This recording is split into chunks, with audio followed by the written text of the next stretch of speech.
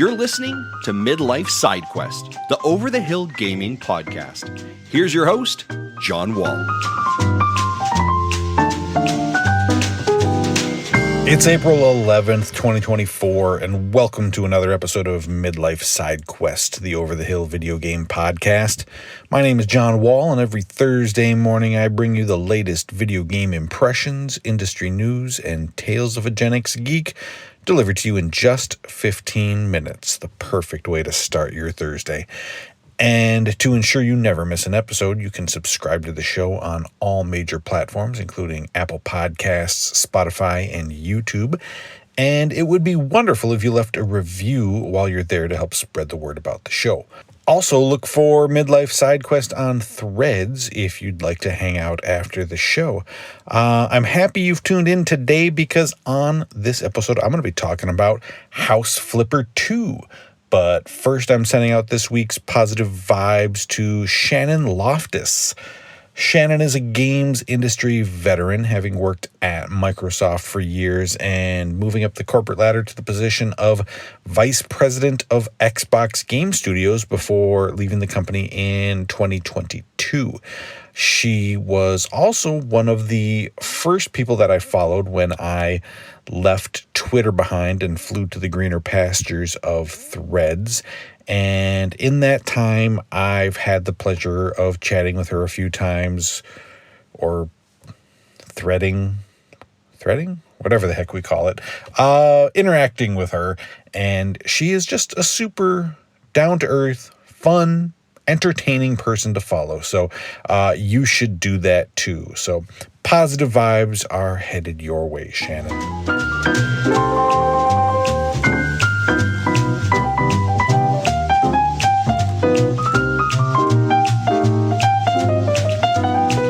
On last week's episode, I talked a lot about Planet Zoo and how it was a time suck kind of game that had me staying up way too late. Well, before that episode was even published to the podcast feeds, another one of those kind of games showed up in my email inbox. House Flipper 2 is the sequel to the 2018 game, which ate up like all of my free time, and after releasing at the end of last year on PC, it's now available on consoles. And I was lucky enough to receive a review copy to check out, and yeah, I think it's happening again. If you played the first game, you know what to expect out of this sequel. It's mostly the same kind of tasks that you were doing before, only now they've streamlined a lot of them to work faster and added more options to better be able to customize your homes just the way you want. Like in the original game, the early stages of the game aren't terribly exciting or rewarding. They teach you all of the mechanics slowly over numerous jobs. So in the beginning, you'll be doing a lot of picking up garbage, scrubbing floors, washing windows, and selling old broken down furniture. The first half dozen jobs could have come out of a game called Cleaning Service Simulator. It's not, terrible, but if I wanted the experience of picking up trash after someone else, I could easily just go into one of my kids' bedrooms. If you stick with it, though, and clean enough homes, you'll eventually get to the good stuff like knocking down walls. It's there that the game truly starts to shine, and you can put your own creative mark on your work. After you finish enough of these work-for-hire jobs, they'll open up the catalog of homes available for purchase. You still need to do a good amount of those cleanup jobs to have enough cash on hand to buy your own home, but once you do that, the game really opens up. Once I bought my own home, I usually like to just gut the whole thing, clean it, sell anything left inside, knock down every interior wall, and then come up with a new floor plan myself from scratch. It's kind of scratching that same itch that made building houses in The Sims so satisfying. Doing whole houses is much more rewarding than the odd jobs, but it's also a lot more work. Doing even a small 1 or 2 bedroom home in its entirety can take hours and hours from start to finish. The little beachside vacation home that I bought, for example, I spent pretty much all of my video game time this last weekend working on that one house.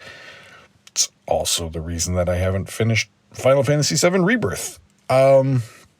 Like I said, all of that so far, though, is pretty similar to the first game. They've made things like painting and laying down tiles quicker and easier, and you can customize all of the items in the game to a much greater degree.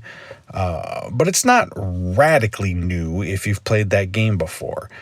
The one area that really does branch out into new territory is the sandbox mode. And here, instead of being restricted to redesigning within the framework of an already existing home and a budget, you can build a home completely from scratch with nothing but an empty lot. And this mode really lets you just kind of do whatever you want to do. Do you want to recreate your childhood home? Go for it. Do you want to make the Winslow family home from the beloved 90s sitcom Family Matters? Awesome. You can totally do that. I've dabbled a bit in the sandbox mode, and I think it is super cool. I also think I'm going to need a bit more practice in the other modes before I feel ready to take on a huge project like that. It's just more complicated. I'll eventually get there, but it's a little intimidating at the moment for me. I think House Flipper 2 so far seems like a really good refinement of the formula that made the first game so addicting. They've tweaked the gameplay and added plenty of quality of life features to make it flow better and put in some new stuff so that those of us who poured hundreds of hours into the last game will have new things to do.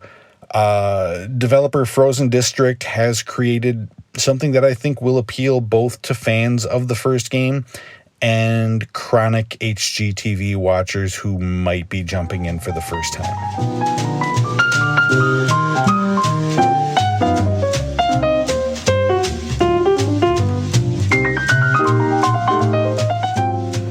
The other day I was home with my youngest who was sick with strep throat, and while I'm taking care of her, someone with a clipboard approaches the house and asks about inspecting our roof for storm damage and that kind of thing. You know the guys. I explained to him that I wasn't interested. I got a sick kid that I'm trying to take care of, but he was persistent and said, that I didn't have to come out and he could just look at it by himself. So to get rid of him, I said, fine, if you want to take a look and just leave something in my door, I'll check it out later. So he did, and he left it, and he was gone. The next day, I was on my couch playing a game in my PJs, and I saw him walking up the driveway. So I did what any mature, middle-aged adult in their own home would do. I hid in the hallway until he left. I'm not proud of that, but, I'm an introvert. Don't judge me. I don't like talking to people in general, and I sure don't like it when they show up at my house unannounced. So, yeah, I hid until he was gone. Then the next day, he showed up again. Who does this? If I want to hire you, I'll call you. You left me your information. I've got everything I need. I was a prisoner in my own home, but I couldn't hide forever. Eventually, he was going to catch me coming or going, and I'd have to deal with him like a normal human. But then the next day, he didn't come. So I thought, okay, that's fine. The nightmare was over. But I was wrong. He appeared at my door the day after. But I was like, where did he come from? I didn't see him walk up the driveway. It turns out that this SOB parked along the side of my house and snuck around the yard up to the front door. Okay, pal. So this is how you want to play. So I hit again. I hid again. I'm hiding from a man every time he comes to my door. Eventually, he left again after leaving a passive aggressive note saying that we needed to call him. Implying that he would continue to show up until we did. And now I had to start figuring out what to do. I needed a plan. I also needed to pick up my kid from school. So I hopped in the car and I'm driving away. And who do I see around the corner lurking in his parked car? Yeah, he was camping outside of my house. Now it was getting weird. Now this guy was freaking me out. So I played the only card that I had. I tattled. Yeah, I called his boss and totally told on him and said, please leave us alone. And please leave me in peace with my video games and my Baby Yoda pajama pants. I haven't seen him since. So last week for Polling at Threads, we kicked off our voting for the Game Developer Mount Rushmore, where we're choosing the 4 most iconic game creators of all time. And in the first week of voting, you chose Hironobu Sakaguchi, legendary designer and director of the Final Fantasy series. This week, your choices are only going to get tougher. You ready for this? Okay, you've got to choose between Shigeru Miyamoto, the creator of Mario, Zelda, many other classic Nintendo characters, Tim Schafer, creator of the classics like Grim Fandango, Monkey Island 2, and Psychonauts, Will Wright of The Sims and SimCity fame, and last but not least, Yu Suzuki, creator of countless Sega hits like Outrun, Hang On, Afterburner, Virtua Fighter, and of course, Shenmue. So go visit Midlife SideQuest on Threads after the show to cast your vote. You've got 24 hours, and I will share the results on next week's episode. Thank you so much for listening to this episode of Midlife SideQuest. I appreciate you making time in your day for me. You can catch a new episode of the show every Thursday morning wherever you listen to podcasts. And don't forget to subscribe and leave a review while you're there. Until next week, be well and happy gaming.